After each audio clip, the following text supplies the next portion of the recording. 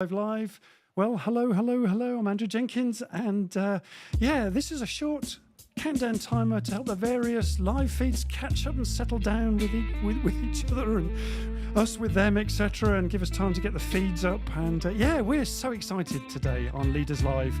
So welcome to another Leaders Live, folks, our usual Tuesday slot. And today we hang out with Ronia Fraser, a multi-award-winning trauma recovery coach and clinical hypnotherapist, and one of the leading experts in the field of narcissistic abuse, folks. So we're just waiting for the feed. Here it comes. Just going to pop onto that. And there we go. Tap to join. There we go. Fantastic. Yeah, we're on. So good morning. Just give us something in the feed, folks, if you're on. So if there's people joining, that's great. Give us a quick wave, Ronia. Hey, brilliant. Fantastic. Thank you. And good morning, Jonas. It's been a while since we've seen you. Brilliant to see you. And we've got Mrs. Moderator herself, Sarah Jenkins. Hello. And this is the 117th show, folks. Can you believe it? And only 41 sleeps until the big man, folks, 41 sleeps. And so with Sarah, Ronia, me, Marketing CX, Healthy Minds Club, this week's sponsors. That's today's team, folks. Wow, let's just see if that works. Wow, there we go. Boom.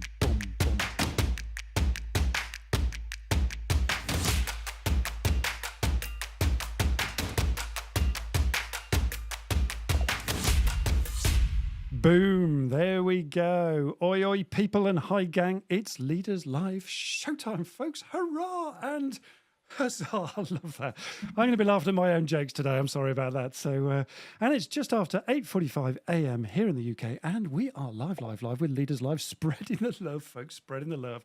Yabba dabba do. Hope you enjoyed the groovy build-up and the groovy opener and the sponsorship video as well. So, and this week we are delighted that we've been powered by Healthy Minds Club, our sponsors this week. Look out for who's sponsoring us each week. Oh, and please let me know if our audio is coming through okay too. I suspect it is because you're all online, which is great. So there's plenty of people online coming on as well. So yeah, there we go. And if you're new to Leaders Live, a warm welcome to you. And this is Leaders Live is a dynamic weekly talk show that generates business through networking, through community, and through extraordinary conversations that inspire. Ooh, I think that deserves a So please don't be shy. We'd love you to introduce yourself and join in, interact as you're doing at the moment with the comments and the chat feed, and ask questions as we go along too, because there's be plenty of time for questions. We've got 3 simple rules, folks: a safe community, mutual respect, and please, no selling in the room, please. And our motto is I to the power of we. And a really easy way that you can show your support for this free show and all the time and effort that we put into doing this is you can use the little app called buymeacoffee.com. Which is a great way of just supporting the show, and all proceeds to that go to the show, folks. So, and it looks a little bit like this if you buy me a coffee. If I can find the tester, 1 second, here it is. Let's see if it comes up. Yeah, there it is. You get your name shown up in lights here. It's just a bit of fun, and all proceeds go to the show, etc., etc. So that's that. And we're going to smash those likes too, folks, and those thumbs up. We really appreciate that. Keeps us motivated. Love the bell. So few. Put it all together. What have you got? Yep, you've got it. Pippity poppity poo. You'll be singing that song for ages. So let's bring in, with no further ado, let's bring in our weekly hangout guest today, Ronia Fraser, a multi-award-winning trauma recovery coach. Wow. And so much about Ronia. She's also an MBA qualified certified chartered accountant with a successful career in finance spanning over 20 years before making the leap into coaching. So there you go. And today's theme is bullying ends here, empowering leaders to foster respectful workplace. There we go. How you doing, Ronia? I'm very well, thank you. How are you, Andrew? I'm doing very well, thank you. Great to have you on the show. And thanks for having me. I've known Ronia for years, and it's lovely to have her professional opinion on the show. And this is going to be really interesting. And look, folks, this isn't a serious topic, obviously, and it's a very important topic, which is why we're handling it today. So we're hoping for lots of interaction from you guys, because I think we can all experience something along these lines of bullying in the workplace. Etc. So give us a quick direction of travel, Ronia. Where are we heading today? We shall be looking at the difference, if there is any, between bullying and narcissistic abuse, because obviously Yeah. narcissistic abuse has become this buzzword, but what are we actually talking about? Mm. We will also explore how we can spot narcissistic abuse in the workplace, and also what the impact actually is on the business, but also on the employee that's on the receiving end there. And I'm all for practical solutions. So, of course, Oh, we're yeah. also going to touch on what we can actually do about it, if as the business, but also as a person on the receiving end. And I mean, there are probably more people than not that have experienced some sort of toxic work environment in some sort of way. So Yeah, so we hope everybody can resonate with this in one way or another. So, what it is, how to spot it, what the impact of it is, what to do about it from the employee and the employer's point of view. So we're going to look at both of those today, and also not just about the workplace as well. We're going to tackle, the whole thing in bullying and narcissistic abuse in our relationships as well. So, because it's such an important subject. And we've got a kick-off question to get the interaction moving from your side as the audience so that you can interact with this. Ronnie, have you got the question in front of you, or do you want me to say it? I do not. So if Okay, you don't do, worry. that Yeah, would be great. no problem. So the question today is, what's one small change that leaders can make to create a more respectful workplace and eliminate bullying in their workplace so it doesn't happen at all?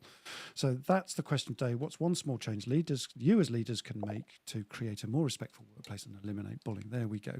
So, that's that. Mrs. Moderator, let's bring Mrs. Moderator in. How are we doing, Mrs. Jenkins, Mrs. Moderator?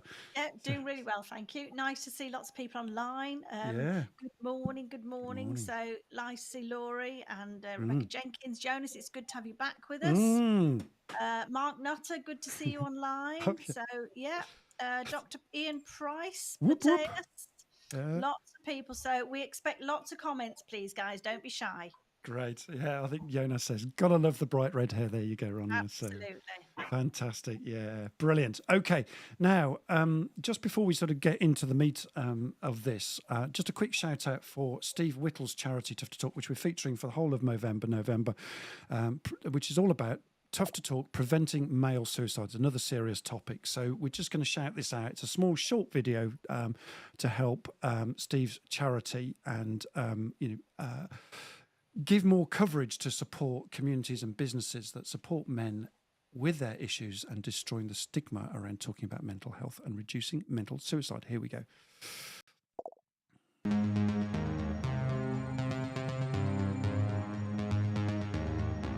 Brothers, it's time. Time to unleash the stash. We're not just growing mustaches, we're sparking a revolution. Join us this Movember. Stand tall, speak out. We're fighting against male suicide and the mental health stigma. Your voice, your story, your mustache. It can save lives. Visit toughtotalk.com and follow the instructions to set up your fundraising page. Every penny you raise will go directly to funding men-only suicide intervention courses for men in male-dominated spaces and raising awareness of how to destroy the stigma and save thousands of men's lives, one life at a time. One life at a time. There you go. www.toughtotalk, all one word.com.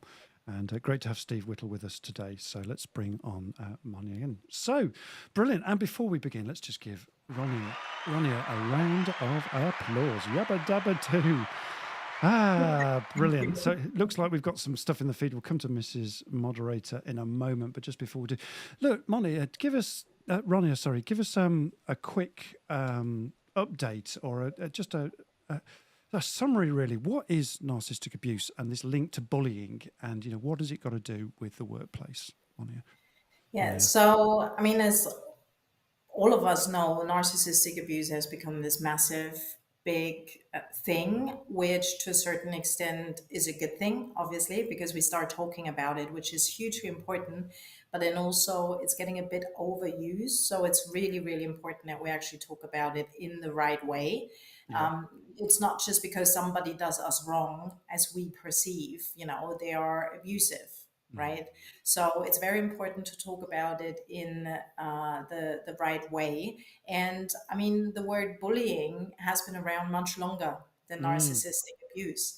So is narcissistic abuse bullying? Yes, it absolutely is. Okay. However, I think there are actually some distinctions to make as well, because it's what lies underneath. I think that's the biggest difference between bullying and narcissistic abuse. So, the definition of bullying, I'm just going to read that, is a persistent and deliberate attempt to degrade an employee through manipulation, gossip, sabotage, and exclusion, with the ultimate goal to push the target out. So that's the definition of bullying. And Yeah. it has a lot of narcissistic abuse tactics in there, like the manipulation, of course, right? The sabotage, and really playing with people's experience in the workplace and affecting it in a negative way. Now, when we talk about narcissistic abuse, regardless of where, narcissistic abuse is emotional and psychological abuse on the most sophisticated level. And I think that's where the distinction comes in, because we're talking about psychological abuse. I think that's a key word here.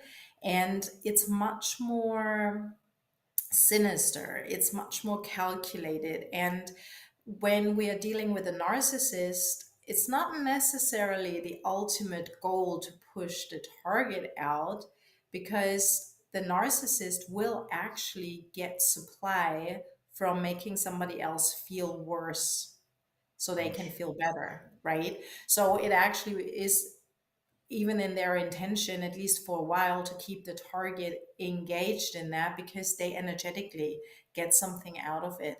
Whereas a bully, like a classic bully, that might not be the case, because it could simply be somebody who wanted to have your job, right? And is then Okay. resentful towards you. So they're kind of sabotaging the your experience or the way you work. I mean, I had that happen to me before as well, where I was literally set up by someone in my workplace. And I actually don't think and never thought that she was a bad person, or that she Yeah. was evil or sinister or anything. I know that she may have felt threatened, Right. and it was kind of like a defense mechanism, right? Like, does it make it right? No, of course it's not. But I think there is a big distinction between somebody reacting out of a defensive place, or somebody who has like actual intentions of causing harm. And then obviously the bottom line is that the employee will leave the environment. So yes, the target is being pushed out, but I think there is a distinction between the way it's done and gone about it, if that makes sense. Yeah. So you've got bullying, which is about sabotage and resentment potentially, but and then narcissistic abuse takes that a lot further in terms of making it more sinister. It's more calculated. It's more about a pleasure supply, or that wanting to feel better through abusing somebody else. Is that have I got that correct, Ronia? Yeah, it is just, it attacks on a much deeper level. Deeper level, yes. Because it's, I think, as I said before, I think the key word here is psychological abuse. Okay. Psychological abuse. Fine. Okay. Yeah. Gotcha. Got that. Okay. A psychological abuse. Thank you. Okay. I hope my audio is coming through okay. I'm speaking clear into the microphone right now, so hopefully that'll be okay for everybody. I got a note from Jonas. Hope that's improved, Jonas. Let's give you a quick break. Sarah, what's going on in the feed? Let's pick up the audience question and what else is going on in the feed. Lots going on in the feed. So Laurie says zero tolerance, plain and simple, Zero. Yeah. in answer to the question. Steve Whittle, one small effective change leaders can make is to establish and enforce a clear anti-bullying policy. This promotes appropriate behaviour and discourages bullying in the workplace. Okay. So that's one method of doing that. Okay. Thank you. Dr. Ian Price, team charters or agreements. There's your specialty, Andrew. That getting a collaborative agreement. I'm going to throw a spanner in the works and say this is all very well, but what happens if it's the boss that's doing the bullying? Oh, You ain't going to be putting team charters in place, is it? very good. That's a really good point. Ronnie, have you got any thoughts on that? And then we'll carry on with Sarah in a minute. Well, bullying obviously it can be the manager, it can be the boss, it can be a coworker. It can literally be anybody. And the very tricky thing about toxic work environments is that the change needs to come from the top down. So if it's actually like the big boss, and I mean, when we talk about narcissists, right, it's well known that C-level executives tend to have narcissistic tendencies, which in itself obviously isn't a bad thing. We all have those sort of tendencies anyway. It's abuse, right? That's the key word here. But of course, if the company, at the core of the company, there is this acceptance and the company is run based on fear and shame and guilt, then there isn't actually anything that we can do on the lower level because it trickles down from the top. Like a toxic work relationship cannot be changed from the bottom up because it's the top that drives the core of the business and the values of the business. So if it's like the very, very top, very difficult, I personally just would not engage with a company like that. Simple as that. I would walk away. You'd have to walk away. Yeah, because there's nothing you can do about it. You can't change that culture, that toxic culture from the bottom up, says Moni, and you have to walk away from that. Right. Okay. Now, if it's like on a bit of a lower level, but it's still a manager, I mean, they're still the boss, right? So it's still challenging. But I think, for example, that very open communication and the no tolerance policy, like zero tolerance policy, and really being transparent about it from the very beginning, right from the onboarding, having like proper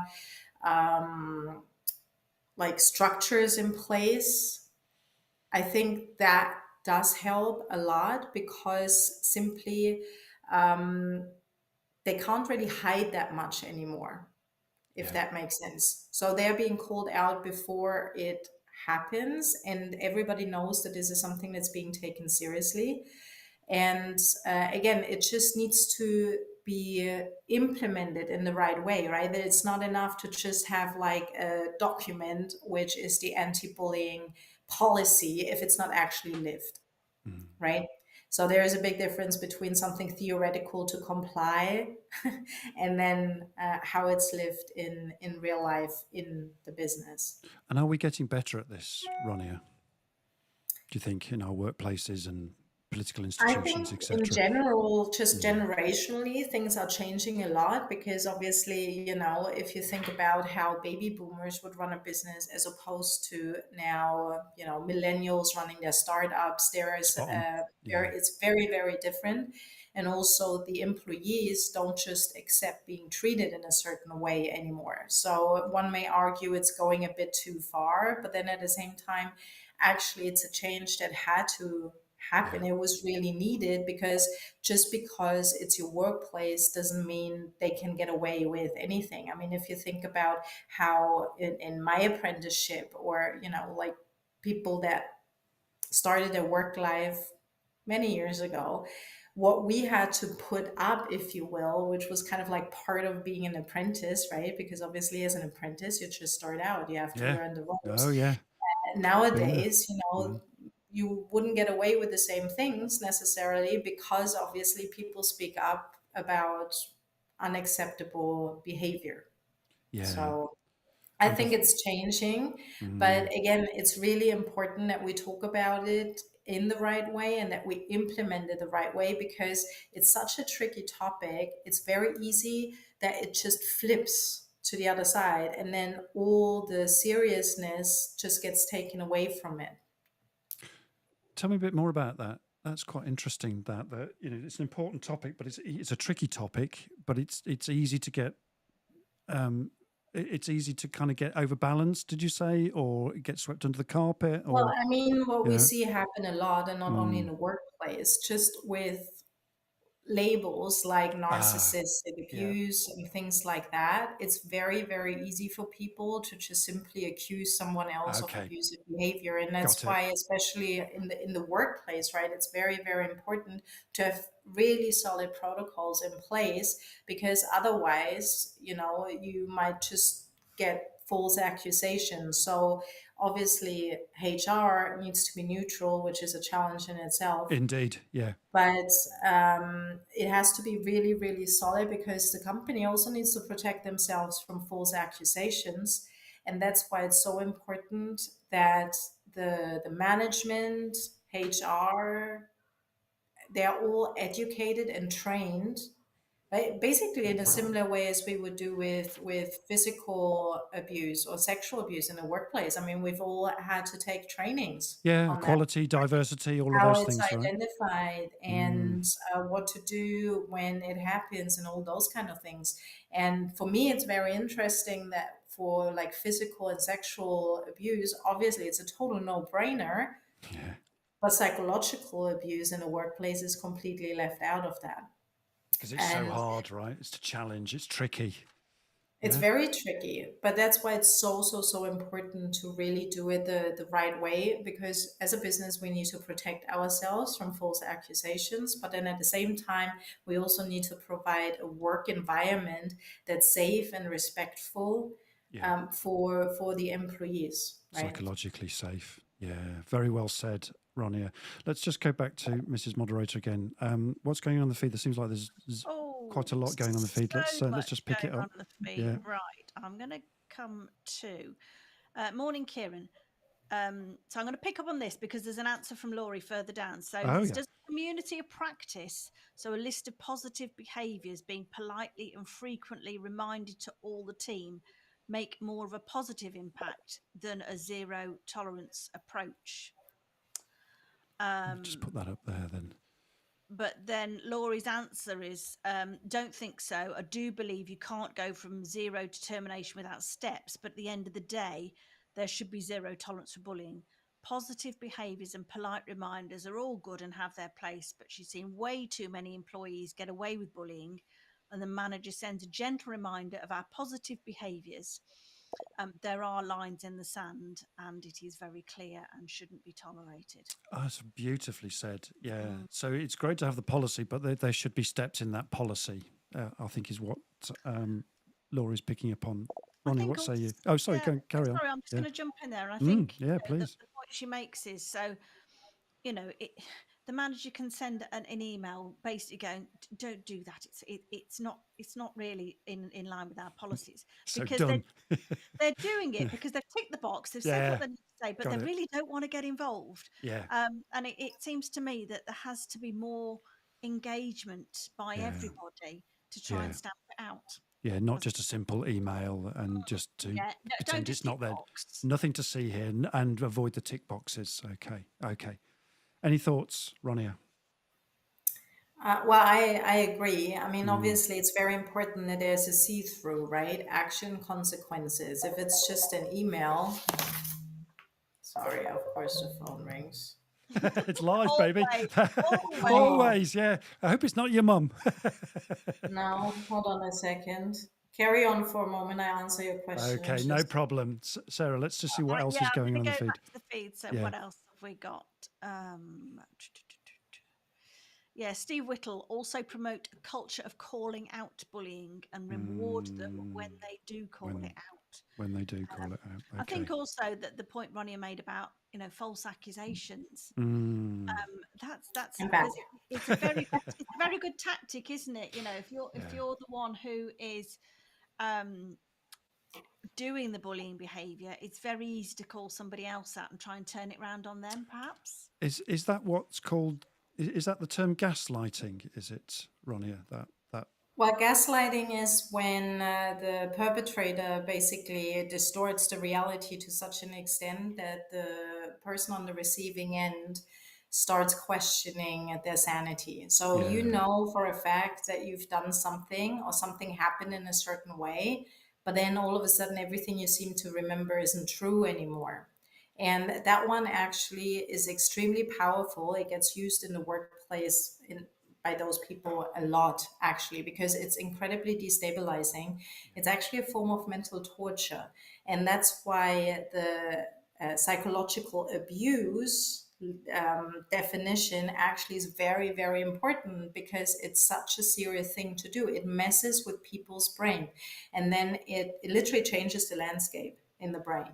And then obviously, if we then start questioning ourselves and our reality, our capability, it's incredibly destabilizing for not ourselves, but for the team. It impacts the productivity, the creativity, the team spirit, everything. Everything, yeah. And that whole toxicity thing becomes a real problem, doesn't it? And if it's not nipped in the bud, as it were, that's fascinating, isn't it? That the consequence of that and the impact of it is far-reaching. It's not just between two people here; it becomes far-reaching. I'm guessing, Ronia. Like really far reaching, Yeah, even really outside far-reaching. of the business, right? Because if you're not functioning as a person anymore, that impacts your family life, Yeah, that impacts your friendships.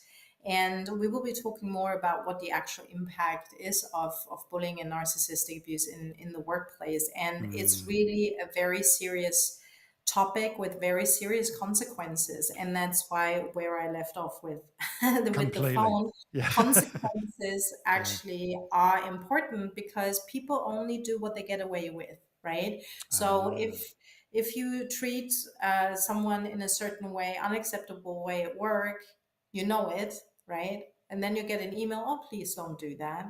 So what? You just carry on doing it.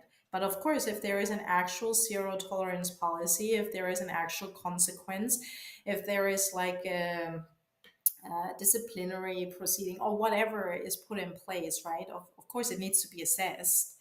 But Yeah. if there are consequences, people will live their, I don't know what the right word now is, their need to bully other people less, Mm. because there will be repercussions. There will be repercussions and they will be exposed, I'm guessing. And if Exactly. there's real repercussions, then that's one way of controlling it. Very interesting. Okay, let's let's just quickly hit the poll that we did this week. This one really, these are flying at the moment, these polls, but this is one we did for supporting this Ronia session. Which option do you believe is most effective for leaders to foster a respectful workplace and put an end to bullying? It's a very general question, and of course, it's all of those things. And that happens every time we do a poll. But these were just some straws in the wind, really. Promote open communication, 28%. Effective soft skills programs, only 5%. 6% on strict anti-bullying policies, interesting, but 62% lead by example. And again, quite interesting, as Mrs. Moderator says, Sarah said, well, what happens if the person at the very top is leading by example, but leading badly and psychologically, in a toxic way? So interesting. Just some supportive data. Ronnie, any thoughts on that data?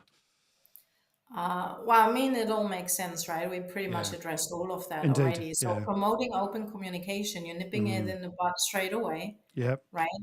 So everybody knows that this is the deal. This is where the company stands, and it really comes down to the core of the company, right? The values of a company.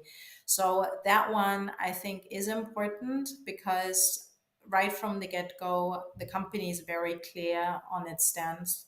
So very important. And lead by example, yes, absolutely. And as I already said, it comes from the top down. And if the top is incapable of leading by example, like like providing a respectful workplace, and I mentioned it before already, but I'm just going Yeah. to say it again, because a lot of this is based around fear, right? We Fear. obviously Yeah. need a job to pay our bills. Yeah. Mortgage tokens. However, there Mm-hmm. is no excuse, there is no justification for bullying in the workplace, And if it comes from the top down, you can rest assured it's not going to change unless the top is replaced. Yeah. So really just walk away from it. Walk And away. it's not worth it, because it will have such an incredible impact on your health, your quality of life.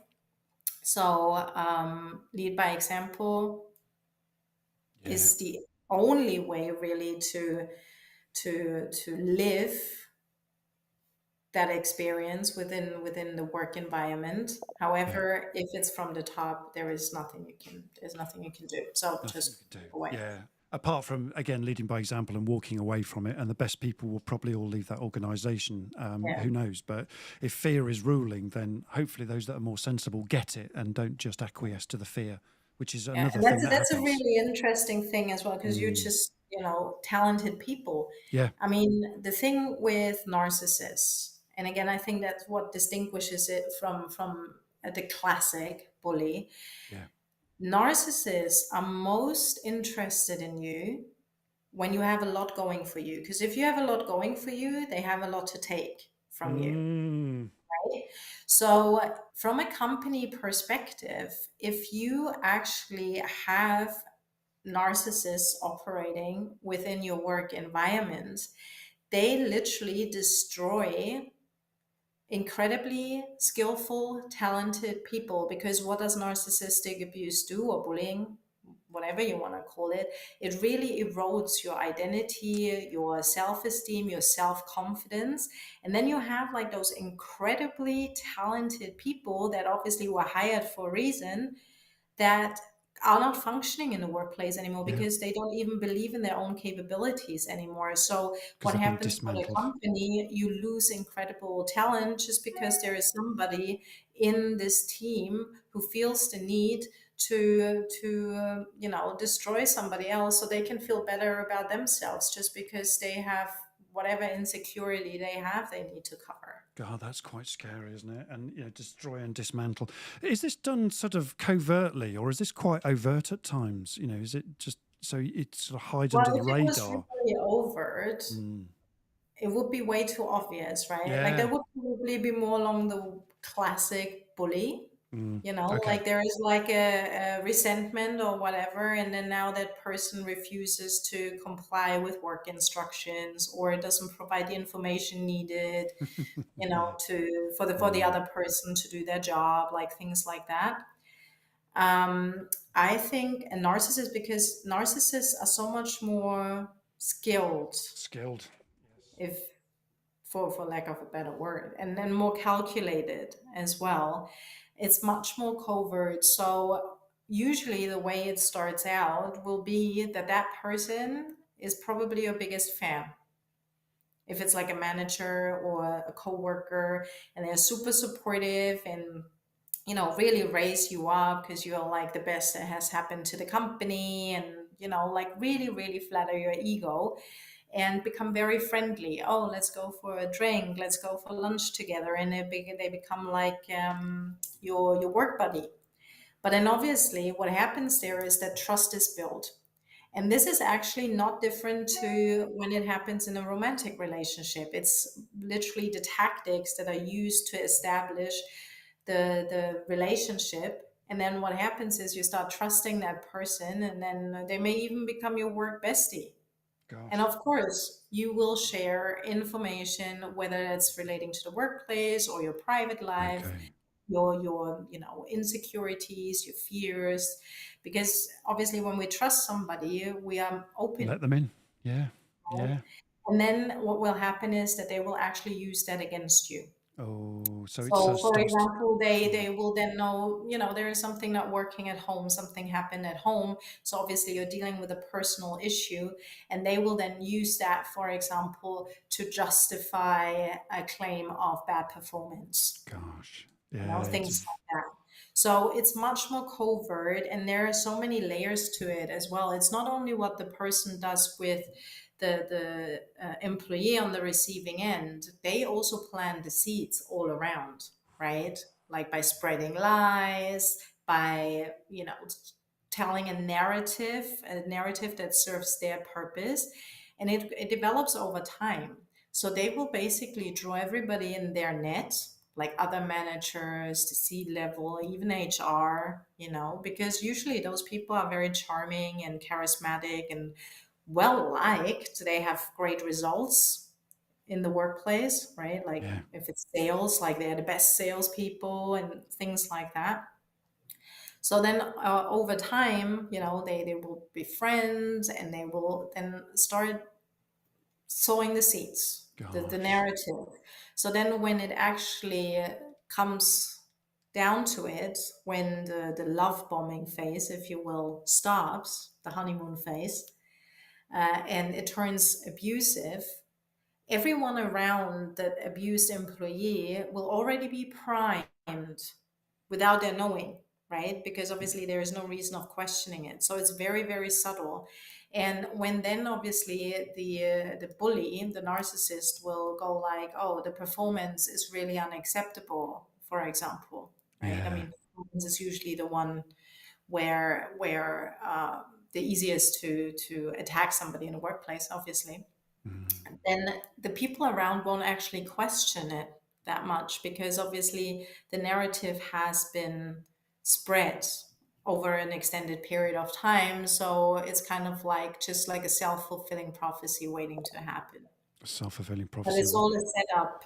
It's a setup. It's a fox behaviour. There's a lot of masking going on here, isn't there, Ronia? Yeah. It's very, very calculated. And you just said spreading those seeds of doubt, and it builds and it builds. It's a whole structure in itself, Ronia. It is. And then what you will notice is that a narcissist in a workplace, they will always surround themselves with important people, right? They are always friendly with them and like buddies. So then obviously, Get if you are support. in a good standing with the higher class in the organization, if then an employee comes along and it makes accusations, you've already kind of protected yourself from that. Yeah, it's very, Right. very subtle, isn't it? Let's give you a quick break, Mrs. Moderator Sarah. What's going on in the feed?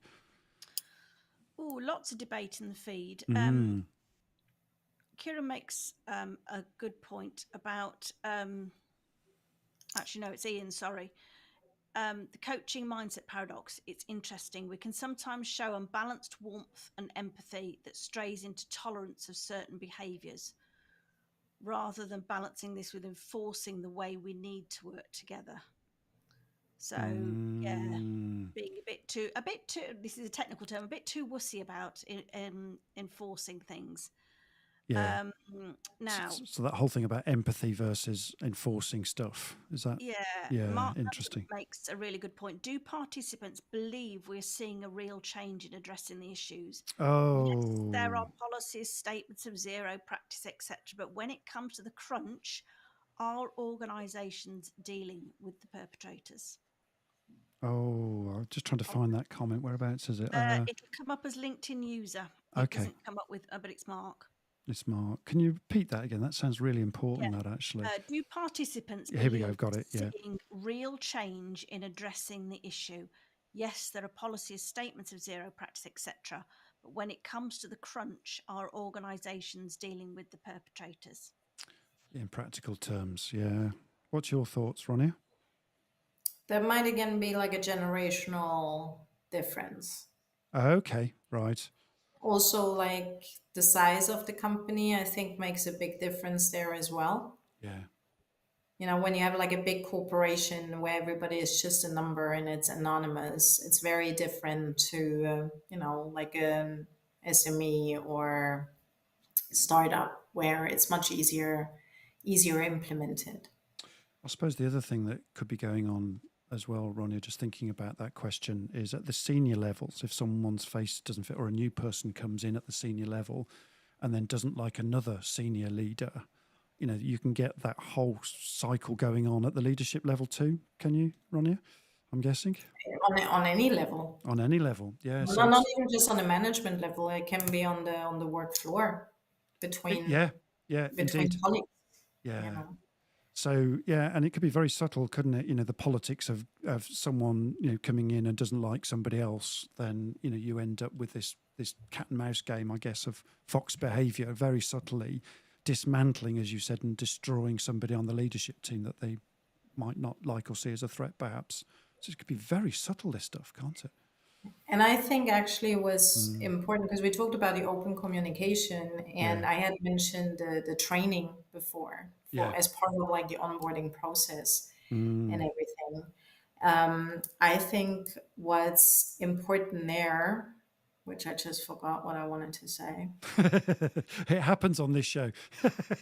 It's you. I forgot what I wanted to say, but it will come back. It was actually important. So it will come back. It will Important come things. back. Sarah, any clues to help Ronia? No. No, yeah, we lost it. It'll come back. But whilst Ronnie's I will thinking, come back. It will Mark come also back. makes. Ronnie said, I know. Let me say it first. Come again. She's got it. Ronia's got it. "Go on, go for it." Oh man. What's happening? It's gone again. Go for it, Right. Sarah, while Ronia's remembering. Yeah, Ronnie talked about that it generational, different age ranges, etc. Oh, yeah, Different. And Mark says that this week is National Anti-Bullying Week. of course. Yeah. And It is? schools are focusing on it. So he suspects there's a generational difference here too. Younger generations are likely to be more aware and less tolerant. He doesn't recall anything like that back in the day. Back in the day. Well, actually, Mark, I don't remember anything either. No, nor me. Definitely not. As Ronnie said, as a junior going into a company or an apprentice, Yeah. you were just expected to put up, shut up, and do as you were told. Yeah. And you didn't have a voice. So I think today, people coming into businesses do have a voice. Yeah. And I was just thinking, Andrew, when we're talking about sort of toxic culture in companies, that's something you're very good at. When you work with teams, there can be something that isn't working in a team, and there's the unwritten rules and the stuff going on under the surface which nobody talks about. You're very good at going in and pointing a finger at it. You'd have a way of just seeing the unseen and unsaid, I suppose. So And that stuff can be so subtle, it is, but companies have to be willing to change, and are they? Yeah. And actually pointing, someone in the leadership team who perhaps is displaying the wrong kind of behaviours that actually the leadership team just might not even realise.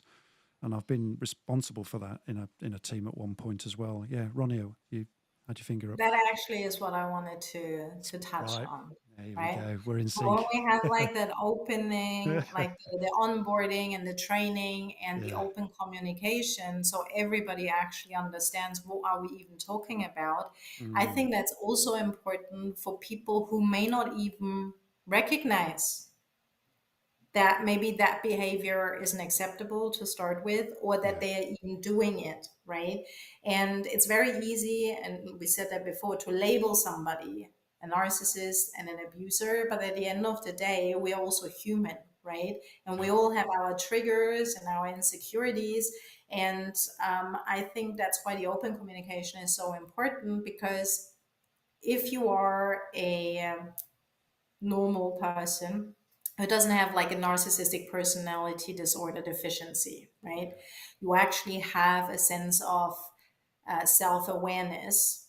And that's what the big difference is, right? So Indeed. as a human being, we make mistakes. We sometimes may behave in a way that actually isn't acceptable because of something that we experience, something that we feel. However, as a normal person, we would have the capability to actually reflect on that. So if you then go into a new role, you have this training and you go like, oh, I didn't even realize. And then you take note and then you change your behavior.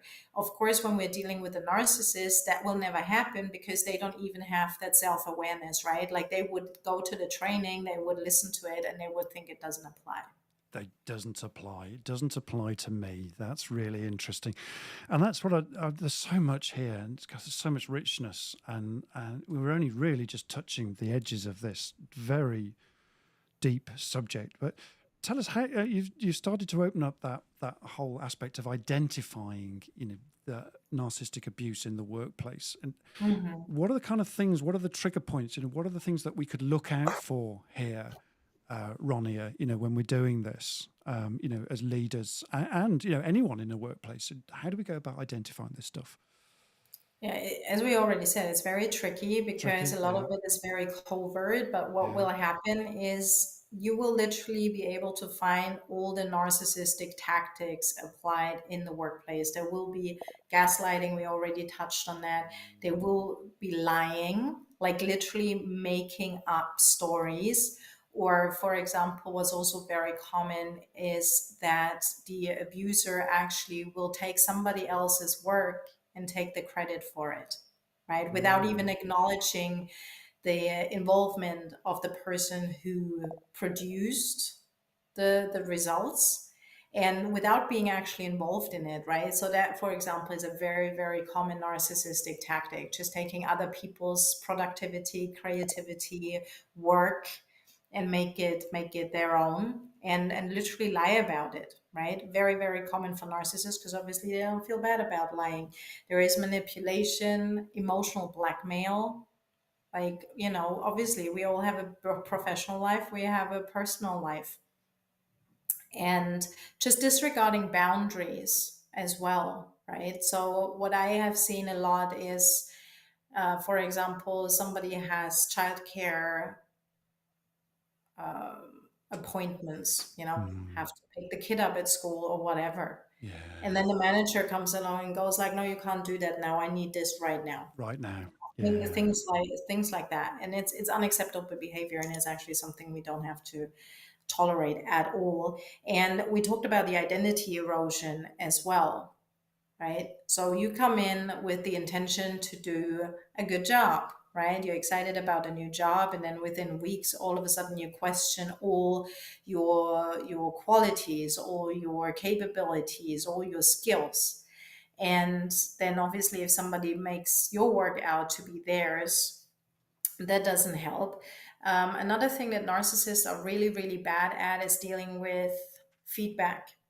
So if you have Ah. somebody in the workplace who literally goes into rage because somebody disagreed with them or challenged them, or they have like a really adverse reaction to that, it's a very high indication that there might be some narcissistic tendencies there. Because obviously, in the workplace, being Interesting. open for feedback is incredibly important and very helpful.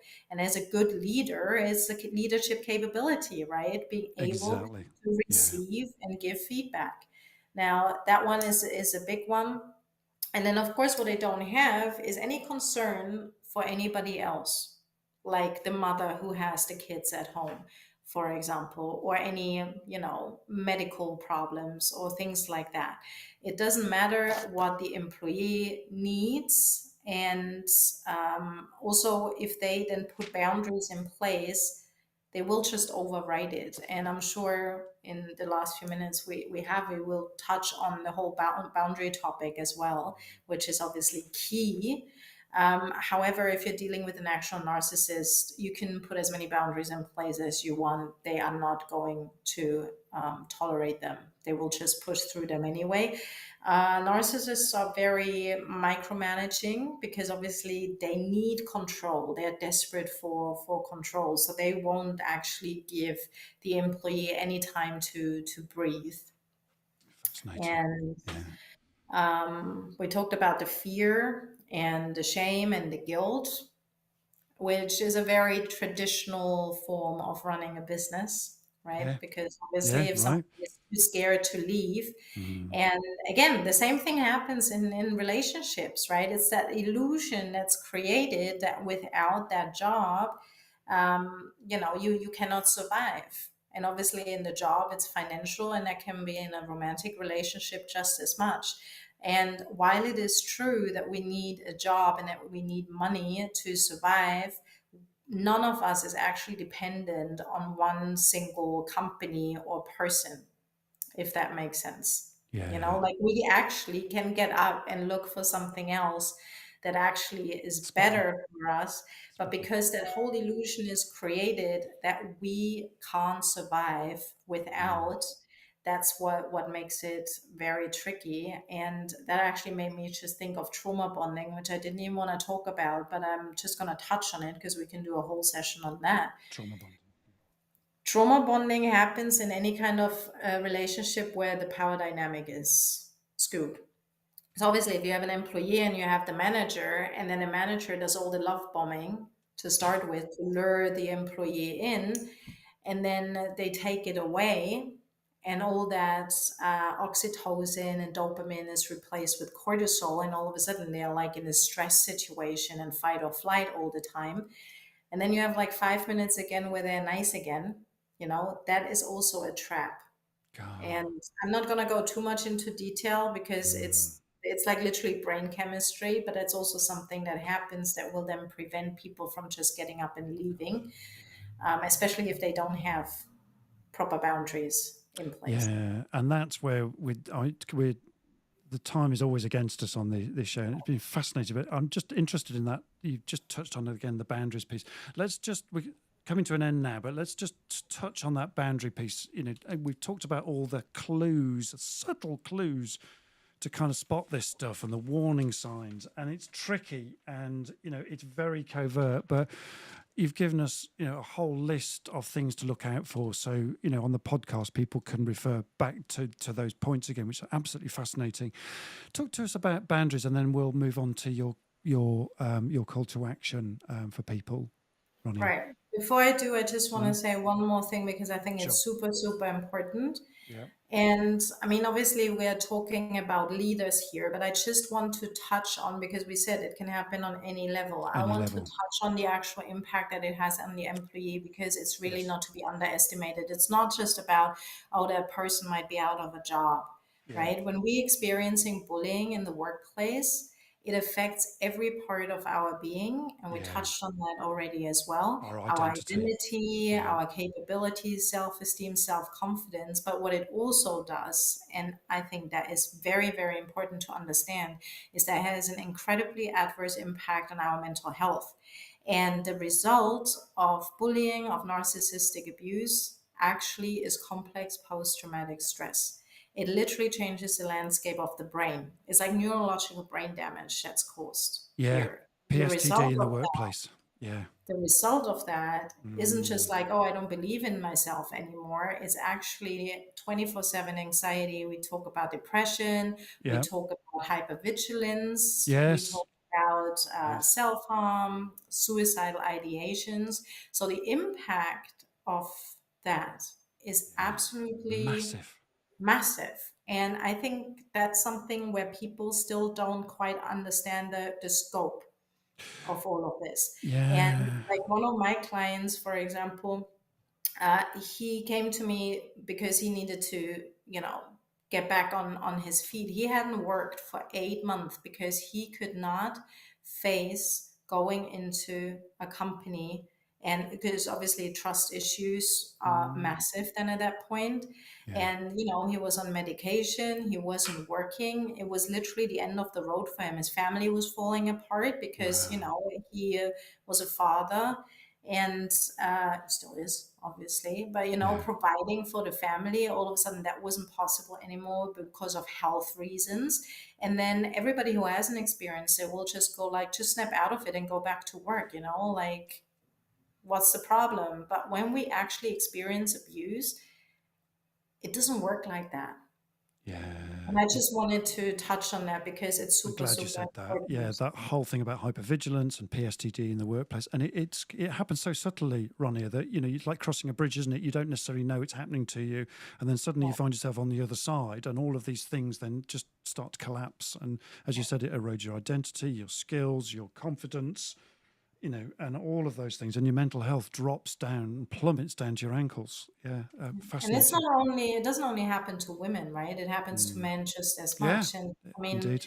You just mentioned the men's mental health charity in this show. And I think it's very, very important to really start acknowledging that mental health issues don't come from nowhere. There is a reason behind that.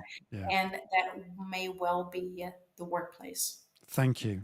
Wow, what an amazing session we've had today. I hope that you guys have really taken some some stuff from this today, and we're going to have to do a round 2 on this. I'm guessing Sarah as well. Just quickly come to Mrs. Moderator before we move on. Any thoughts for you before I move on? It's such a huge topic, and I massive, think the thing that really resonates with me is if you've not been subject to bullying, if you've been fortunate enough not to have that in your life in whatever form, you have no understanding of how it actually affects people. And so I think what you said at the end, Ronia, is how traumatic and how all encompassing it is. And yet people just turn around and go, oh, get over it. Yeah, You know, come on, grow a spine. Yeah. and I think we all, if there's one thing we can take away from today, it's, you know, don't accept things at face value. Start looking, actually stand up. Really go and stand back. Yeah. Is, you know, right and true. Stick your head up above the parapet. Speak out about stuff that you're seeing that isn't right. Yeah. You know, whether it's because speak out for those that can't speak out, because if you see something happening, but it's not to you, you're in a much stronger position than the person it's happening to. Very good point. And, you know, I know we haven't touched on the boundaries piece yet. That sounds like the round 2 that we need to do. We definitely need to do, if this is happening to me, what can I do? Yeah. Absolutely. So you guys listening, chip in for the round 2 here and, support. Ian just says, look forward to hearing the rest on replay. Okay. He's out and about at the moment. Let's just cover some of, Ronia's got a couple of, 3 books out, actually, the same thing, but in 3 different guises, me, myself, and I for her, for him, and for them.